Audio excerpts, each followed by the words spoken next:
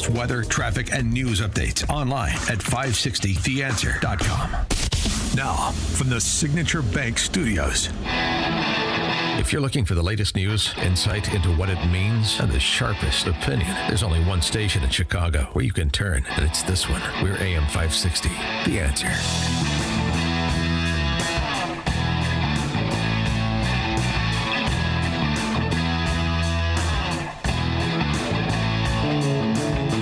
Top of the morning, Dan Proft here, and as expected, the House moved the rescission package through to the president's desk, so that means $1.1 billion less for PBS and NPR.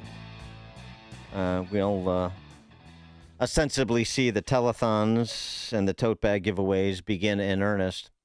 But I got to tell you, I mean, the PBS CEO kept a lower profile. She did testify before a congressional committee previously when this all began months ago. Kept a little bit, and she didn't afford herself well, but a lower profile, not nearly the dingbat quotient of a Catherine Maher, who did not do any NPR any favors with her offerings before Congress or even on the cable news desks in advance of the votes this week in the Senate and the House. And her congressional testimony was really something to behold. I mean, she is just so ill-equipped for this environment, which I guess is why she needs to be the CEO of or why her enterprise needs to be part of the welfare state, because she's certainly not going to provide the corporate leadership. The exchanges with Brandon Gill and that House committee hearing were particularly entertaining. Okay. Do you believe that white people inherently feel superior to other races? I do not. You don't? You tweeted something to that effect. You said, I grew up feeling superior. How white of me. Why did you tweet that? I think I was probably reflecting on what it was to grow up in an environment where I had lots of advantages. It sounds like you're saying that white people feel superior. I don't believe that anybody feels that way, sir. I was just reflecting on my own experiences. Do you think that white people should pay reparations? I've never said that, sir. Yes, you did. You said it in January of 2020. You said tweeted, exactly that. Yes, the North. Yes, all of us. Yes, America. Yes, our original collective sin and unpaid debt. Yes, reparations. Yes, on this day. I don't believe that was a reference to fiscal reparations, sir. What kind of reparations was it a reference to? I think it was just a reference to the idea that we all owe much to the people who came before us. That's a bizarre way to frame what you tweeted. Okay, how much reparations have you personally paid? Sir, I don't believe that I've ever paid reparations. Okay, it's just for everybody else. I'm not asking anyone Seems to pay to be what you're reparations, sir. suggesting. That is one of my favorite exchanges of all time. I never said that. Well, you did. Here it's in writing. It's your Twitter account. And then the redefinition of reparations on the fly was really something. I'm not talking about financial. I'm talking sort of philosophical reparations. Oh, man. That is good stuff. Not to be outdone, though. I mean, this is not just a problem for the state-run media formally. It's also for the state-run media that chooses to align with the state, the big government press corps, which is what it really is. And speaking of dizzying exchanges, Chuck Todd, that yapping little terrier who used to host Meet the Press, another nonpartisan journalist. So he has a podcast, because everybody does. And he talked to somebody else that you otherwise don't care about and probably don't know, but it's a good representative of D.C. press corps outlets that are not formally funded by the government. Although we found out during the Doge era that a lot of them are sort of backdoor, informally funded by the government, like when you spend $11 million of taxpayer funds on Politico subscriptions for your staff, for example. But anyway, CBS News' Scott MacFarlane talking to Chuck Todd about covering the rally in Butler, Pennsylvania last July, where President Trump was almost assassinated. Listen to this take. For those of us there, it was such a horror because you saw an emerging America. And it wasn't the shooting, Chuck. I got diagnosed with PTSD within 48 hours. I got put on trauma leave, not because I think of the shooting, but because you saw it in the eyes, the reaction of the people. They were coming for us. If he didn't jump up with his fist, they were going to come kill us. I know. So the real takeaway from the failed assassination attempt of President Trump in Butler, Pennsylvania, was that Trump supporters were going to kill members of the press corps. And Scott McFarlane, so distraught, so traumatized, that within 48 hours he was put on PTSD leave. By the way, a lot of people have commented on this. It has to be, I mean, the standard, by the way, for PTSD diagnosis is at least a month of sustained behavioral indications that you're suffering from a traumatic stress, that you're afflicted with a traumatic stress disorder. But I mean, you expect such license to be taken by members of the DC press corps in advance of the narratives they tell. I know, Chuck Todd, this is obvious. This has been stipulated too, that there was an effort to turn on, or there was a preparation. I saw it in their eyes. Trump supporters were going to kill Scott McFarlane and his colleagues. Oh, really? I think people were tending to, I don't know, Corey Comparatore, who was murdered that day, and other people were trying to protect, just like Corey did, trying to protect their families because they didn't know what the hell was going on. Shots fired, the president's down. They were worried about the DC press corps members on site. I doubt it. Pretty sick stuff.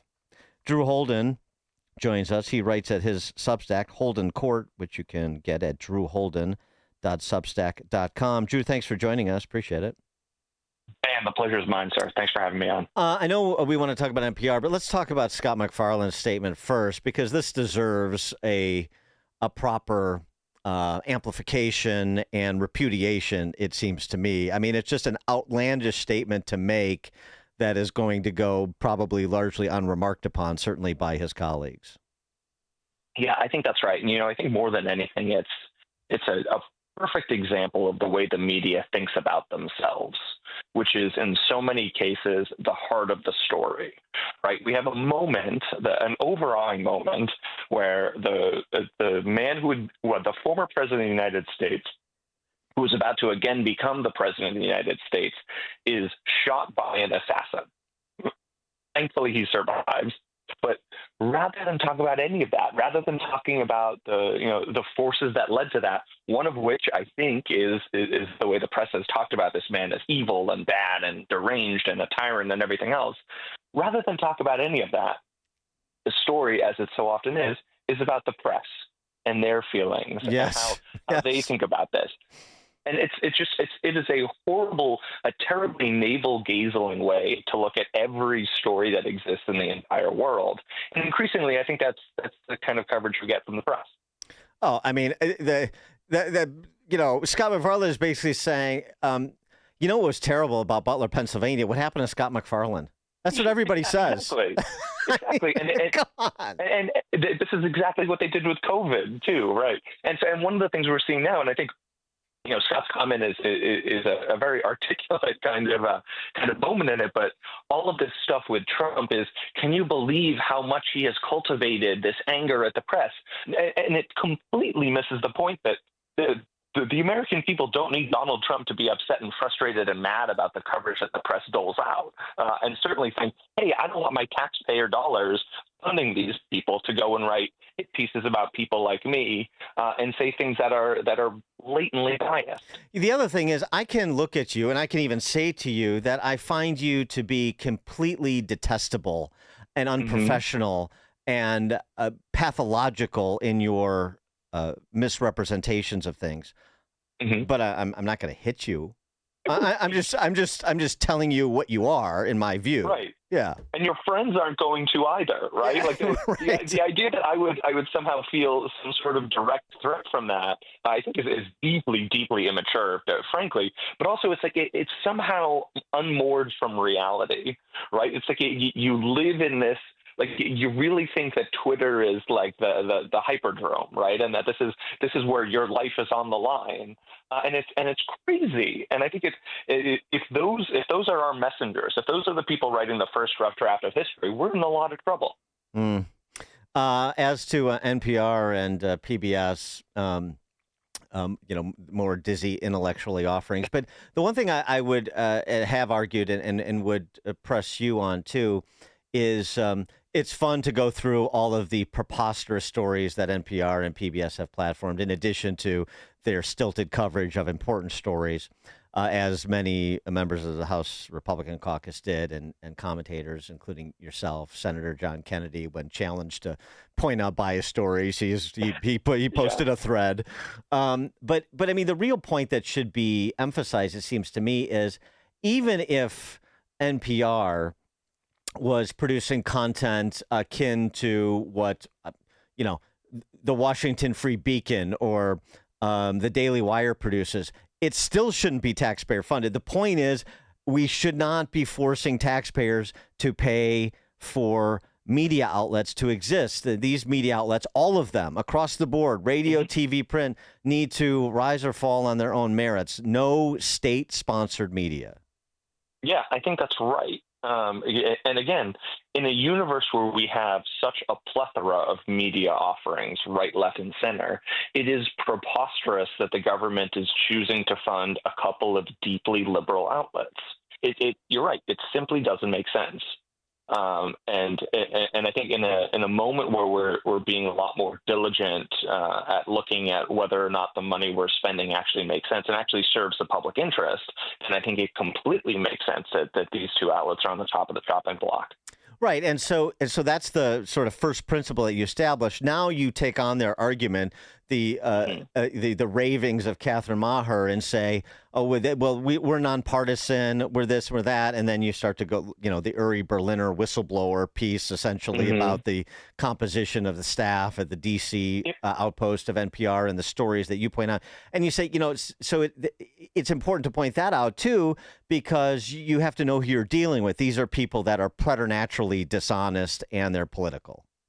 Yeah, I think that's right. And I think the other angle of that is you have to recognize what they are both trying and able to do, right? And I think one of the real places we saw this was the Hunter Biden laptop scandal. So back in October of 2020, this laptop comes out that was purported to and eventually proven to be in the possession of Hunter Biden, that has all sorts of illicit activity. And the other big thing that gets lost in this, I think because of the actions of the press, is that former President Joe Biden was included in that. There's the 10% for the big guy. There's the connection between Hunter Biden's clients and the President of the United States.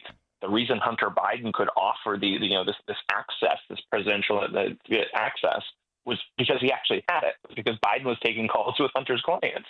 And so there's this huge, what should have been like Watergate, right, which should have been a bombshell story right before the election, and a hotly contested election, wasn't just the media didn't just suggest that maybe this isn't bulletproof, or maybe this is just Oppo research. They went out of their way to bury the story, and I think NPR is the perfect example. Their public editor, the person who kind of guards the overall editorial bent of the magazine, put out a tweet. It kills me. They created this little custom graphic about the Hunter Biden story. The question in the tweet is, why haven't you seen any stories from NPR about the New York Post Hunter Biden story? Read more in this week's newsletter. And they then quoted the managing editor of NPR, who says, "We don't want to waste our time on stories that are not really stories. And we don't want to waste our listeners' and readers' times on stories that are just pure distractions." A bombshell story, a true indictment of a man running for president. And that is the way that they buried it. And so when you think about not just the bias, not just the manipulation, not just the way that these things, impact the public, this had real consequences for an election. And your tax dollars help make it possible. Yeah, no, I mean, that's an excellent point. And the other thing, too, is you need to know who these people are because they move around. And so when they pop up somewhere else, just understand what they're bringing to the table, understand what their raison d'etre is. I mean, these are political activists pretending to be journalists. Yeah, I think that's an excellent way to put it. I mean, and this is why I think the old tweets from Catherine Maher of NPR are so telling, right? Like when she's got her Biden shirt on, right, knocking doors for Joe Biden, and then is going and giving you the unbiased media coverage, and can't think of a single example when the press was biased. Like you should be able to connect those dots and say, aha, these are the people who are trying to tell me what truth is, and I should not believe them. Drew Holden writes at his Substack, Holden Court, drewholden.substack.com. Drew, thanks as always. Appreciate it. Pleasure's mine. Thanks so much, Dan. And Drew joined us on the Turnkey.pro line. Hear about the big stories of the day, then talk about them right here on Chicago's Morning Answer on AM 560. The Answer. If you have unfiled taxes or are in debt to the IRS, this is important news. Did you know the IRS has programs specifically designed to help people struggling with tax debt? Powerful tax assistance programs that can save you thousands if you qualify. No one knows these programs better than the experts at Optima Tax Relief, America's most trusted